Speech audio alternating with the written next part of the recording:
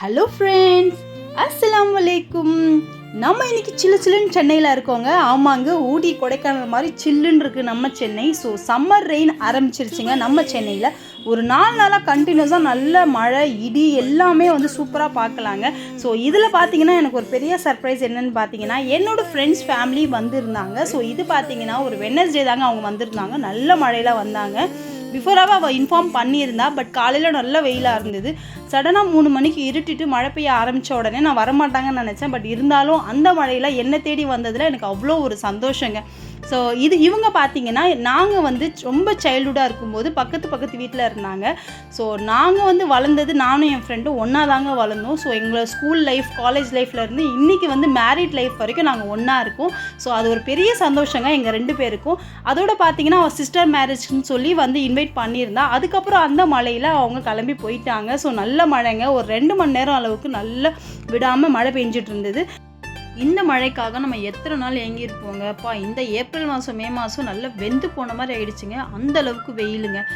இப்போ தாங்க கிளைமேட் ஓரளவுக்கு சில்லுன்னு இருக்குது. நல்லா என்ஜாய் பண்ணுறோங்க. ரொம்பவே நல்லா இருக்குது. இது இன்னும் 2-3 நாள் கண்டினியூ ஆனால் நல்லா இருக்குங்க. ஸோ அங்கேருந்து பார்த்தீங்கன்னா நாங்கள் 2 பேரும் கிளம்பி ஃப்ரெண்டு வீட்டுக்கு போகலாம் அப்படின்னு சொல்லி கிளம்பிட்டோங்க. ஸோ அவள் இன்விடேஷன் வைக்கணும்னு சொல்லியிருந்தா தங்கச்சி கல்யாணத்துக்காக. ஸோ 2 ஃப்ரெண்டு வீட்டுக்கு பிளான் பண்ணி தான் இறங்கணும். பட் ஒரு ஃப்ரெண்டு கால் பண்ணும்போது அவள் வெளியில் இருந்தா. ஸோ அவளுக்கு கஷ்டமாயிடுச்சு பார்க்குறது.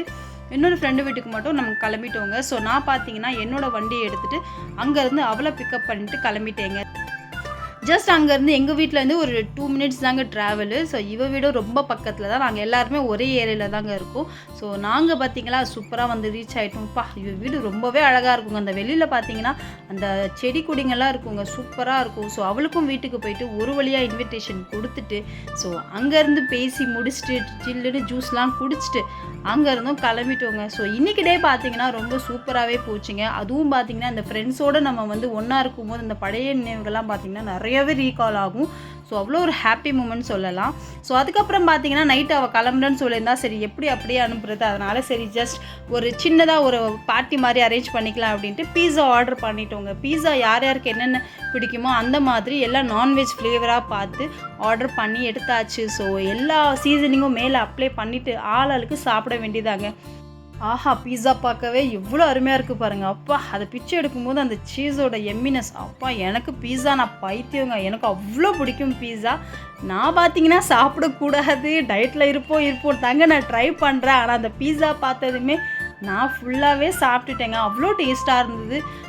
இன்றைக்கி நான் பார்த்தீங்கன்னா ஒரு medium size pizza 2 regular pizza order பண்ணியிருந்தேங்க. மீடியம் சைஸ் பீஸாவும் ரெகுலர் பீஸாவும் சீஸ் பர்ஸ் தான் சொல்லியிருந்தேன். ஏன்னா சீஸ் ஃப்ளேவர்ஸ் எல்லாருக்குமே பிடிக்கும்.